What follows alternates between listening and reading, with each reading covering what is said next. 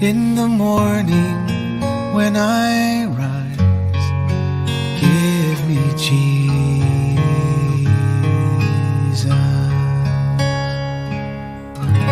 Hello. So let me ask you, in your kitchen, do you have like a basket or a drawer or some place that collects things? It probably has some pencils and pens, maybe some spare change, papers that you didn't know what to do with or came out of your pocket and you just put them in there, and a variety of things. And every couple of months you go through it and you throw things away and you put things away. Almost everybody has something like that in their kitchen. So let's say that one day you bought a lottery ticket. Now, I don't embrace the lottery, but for some reason you just did this day, and as you came home, you were emptying your pockets of change, and you put the change in that basket, and the lottery ticket went in there too, and then it got covered up, and you didn't think about it very much. But when they did the lottery drawing, you won. But you didn't think about it, and you haven't picked up the ticket, and you haven't looked at it, and you haven't compared it to the numbers, because you never really do the lottery anyway. It just was a fluke, and you're a millionaire. And it does you no good whatsoever because you're not aware of it. If you had $1 million in the bank, but you didn't know it, it won't do you any good. Well, you know what? God is with you. It's better than $1 million.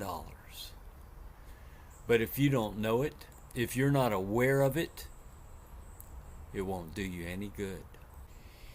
In Mark 3, verses 13 and 14, it says this: "And he, Jesus, went up on the mountain and summoned those whom he himself wanted, and they came to him, and he appointed 12, so that they would be with him." Jesus picked out disciples that he could be with. God's intention from the very foundation of the world was to be with us, because by our being with him, oh my goodness, all the fullness of life, the abundance of life, the richness of life is available to us. He wants us living. He wants us living abundantly. Jesus came that we might have abundant life. That's John 10:10. And so we see in verse 14, he appointed 12 so that they would be with him and that he could send them out to preach. Now let me ask you this.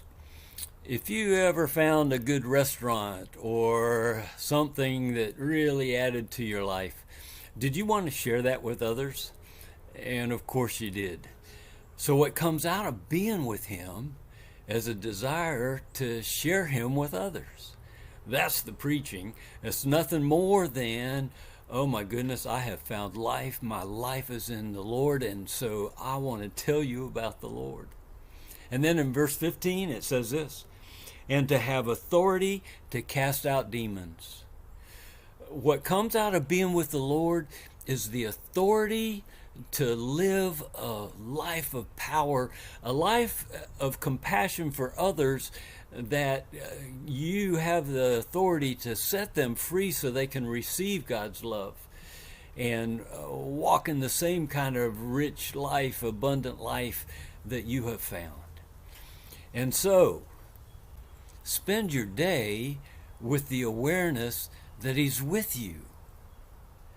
Cash in that lottery ticket. The lottery ticket is him. Don't put him in the kitchen basket and leave him there and kind of forget about him and check in from time to time. No, be aware of his presence with you today in everything that you do. And we'll talk some more tomorrow. God bless you in your day.